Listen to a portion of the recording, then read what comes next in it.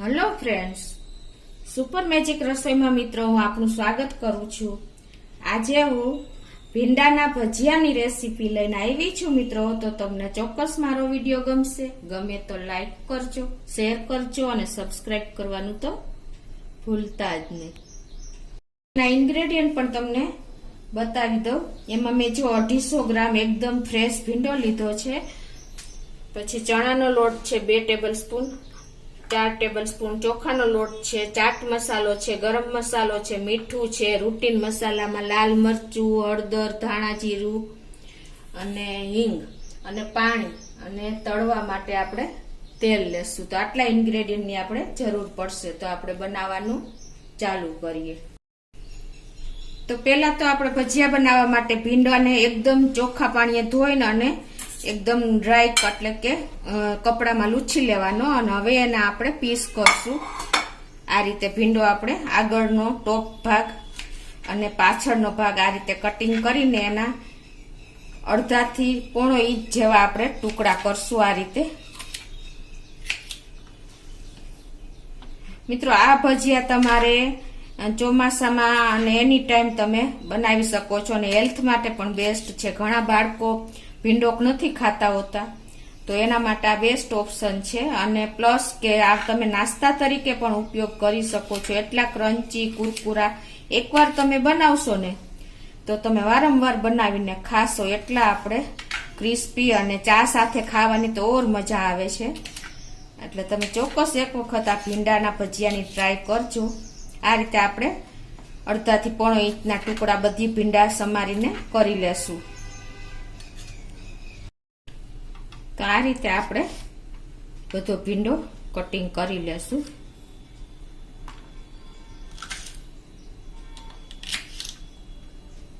હવે એને આપણે એક બોલમાં લઈ લેશું। હવે આ રીતે આપણે એમાં અડધી ટીસ્પૂન સોલ્ટ નાખી દેશું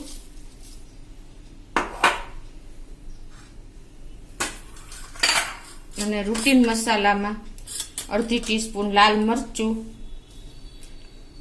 અડધી ટીસ્પૂન હિંગ, અડધી ટીસ્પૂન હળદર અને 1 ટીસ્પૂન આપણે ધાણા જીરું,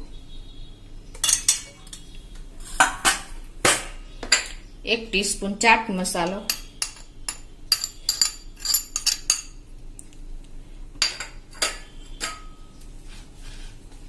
અડધી ટીસ્પૂન ગરમ મસાલો,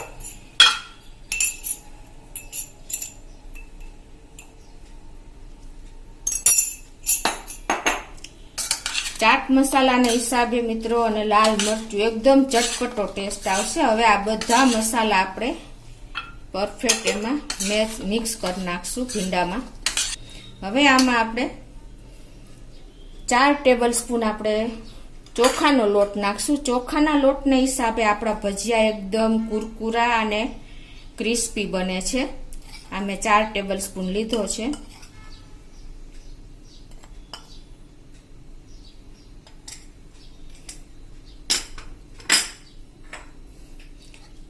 અને આ 2 ટેબલ સ્પૂન ચણાનો લોટ છે।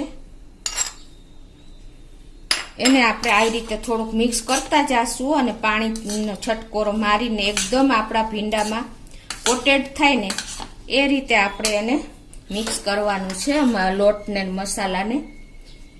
એટલે આપણે સેજ અમથું પાણી નાખશું કોટેડ થાય એટલું જ આપણા લોટ માથે અને આ રીતે આપણે એને મિક્સ કરતા જાશું। જરૂર પડે એમ પાણી નાખતા જાશું, ચમચી અડધી ચમચી। તમારે કોટેડ થાય ને એટલું ટૂંકમાં તમારે પાણી નાખીને અને મસાલો એકદમ કોરો રહેવો જોઈએ એ રીતે કરવાનો છે। પાછો આપણે લોટ નાખશું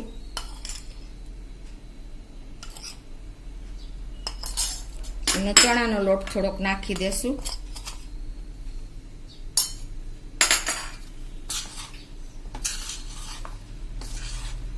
પાછું આપણે થોડુંક અમથું પાણી નાખશું, બહુ નથી નાખવાનું, કેમ કે મિત્રો ભીંડો છે, ભીંડામાં જો પાણી જાશે ને તો આપણો ભીંડો ચીકણો થઈ જશે। એટલે તમે આ પણ નોટ કરજો। આ રીતે આપણે કોટેડ કરતા જાશું।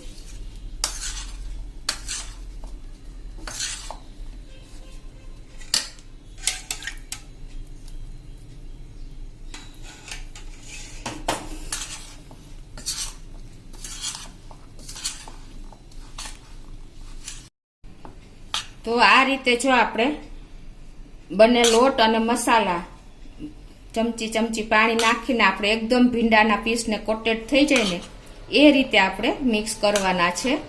બહુ એકદમ લોચો નથી કરવાનો, તમે જોઈ શકો છો. આ રીતે આપણે એકદમ તૈયાર કરવાના છે. અને બીજું કે મિત્રો, જે આ મેં ગરમ મસાલો તમને વાત કરીને, આ શાકનો ગરમ મસાલાનો રેસીપી મેં મારા સુપર મેજિક રસોઈ ચેનલમાં મૂકેલી છે, તો તમે એ પણ ખાસ જોઈ લેજો કે ગરમ મસાલો એકદમ ટેસ્ટી બન્યો છે. તમે એક વખત આ રીતે જરૂર ટ્રાય કરજો ગરમ મસાલો બનાવવાની. મેં ગેસ ઓન કરીને તેલ પણ ગરમ કરવા મૂકી દીધું છે. આપણું તેલ પણ જો ગરમ થઈ ગયું છે, એકદમ ફૂલ તેલ આપણે ગરમ કરવાનું છે અને પછી મીડિયમ ટુ ફૂલ રાખવાનો છે ગેસ. અને આ રીતે આપણે પછી આ જે આપણે કોટેડ કરેલા ભીંડા પીસ છે એ આપણે આ રીતે એડ કરતા જાશું. આપણે મિત્રો આ ફૂલ ફ્લેમ ઉપર જ તળવાના છે. એનું કારણ એ છે કે નહીતર તેલ ચડી જશે.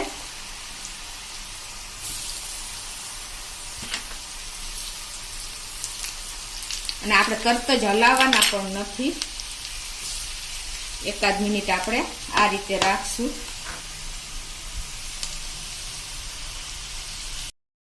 આ રીતે આપણે 1 મિનિટ થાય એટલે એને આપણે આ રીતે ટર્ન કરશું હલાવીને.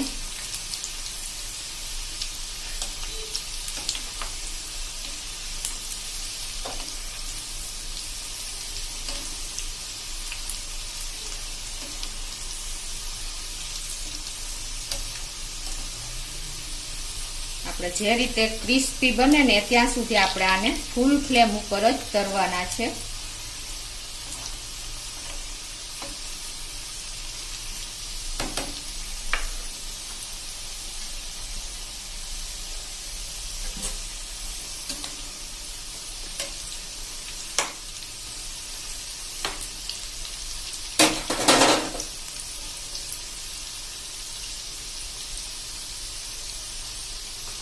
તો આપણા આ ભીંડાના ભજીયા પણ જો એકદમ બ્રાઉન કલરના થઈ ગયા છે અને આપણે હવે એને લઈ લેશું.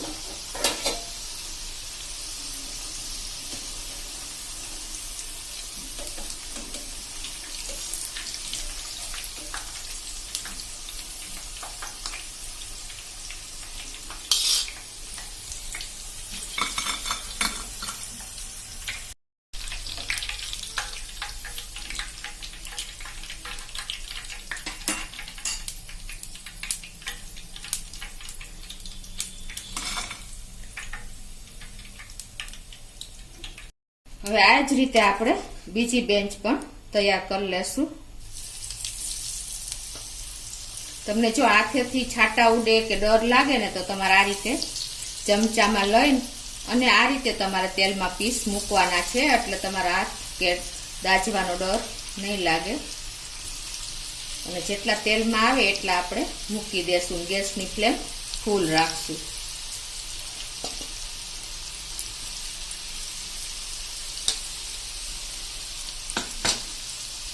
અને 1 મિનિટ સુધી આપણે આને ચલાવવાના નથી, નહીતર આપણો મસાલો એકદમ આપણે કોટેડ જ કર્યો છે, છૂટો પડી જશે. કેમ કે ભીંડાની ચિપ્સ એકદમ પ્લેન હોય એટલે કોટેડ કરવો પણ થોડુંક હાર્ડ પડશે તમને. જો તમે સીધું હલાવશો તો તેલમાં મસાલો છૂટો થઈ જશે. એટલે તમે નાની નાની આવી ટિપ્સ જો ધ્યાનમાં રાખશો ને મિત્રો, તો તમારે એકદમ ક્રન્ચી કુરકુરા આપણા ભીંડાના ભજીયા તૈયાર થશે.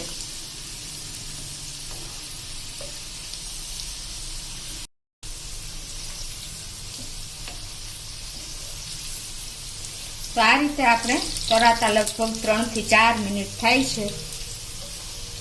એકદમ ક્રિસ્પી કુરકુરા અને ક્રન્ચી. ચોમાસામાં આ ભજીયા ખાવાની બહુ મજા આવે છે મિત્રો, અને હેલ્થ માટે પણ ભીંડો છે.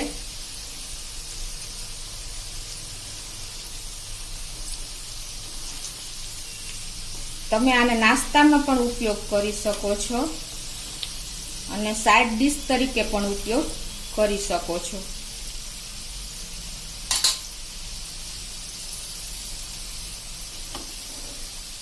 તો હવે આપણે લઈ લેશું. એકદમ આપણા ભજીયા બ્રાઉન કલરના કુરકુરા થઈ ગયા છે.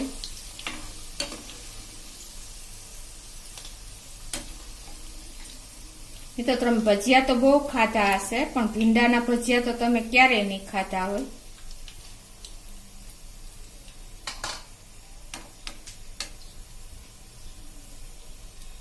તો આ રીતે આપણે બીજી બેન્ચ પણ તૈયાર થઈ ગઈ છે. તો મિત્રો આપણા ભીંડાના ભજીયા એકદમ જો રેડી થઈ ગયા છે, કુરકુરા અને એકદમ ક્રિસ્પી ભજીયા. તમને અવાજ આવતો હશે જો છે ને મિત્રો. તો આ ભજીયા તમને ચોમાસામાં ચા સાથે ખાવાની બહુ મજા આવશે, અને બાળકોને તમે લંચ બોક્સમાં કે એની ટાઈમ તમારે નાસ્તા તરીકે કે સ્પેશિયલ ડિનર તરીકે પણ તમે આનો ઉપયોગ કરી શકો છો.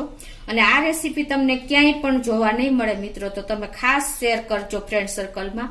અને તમને મારો વિડીયો ગમે તો લાઈક કરજો, શેર કરજો અને સબસ્ક્રાઈબ કરવાનું તો ભૂલતા જ નહીં.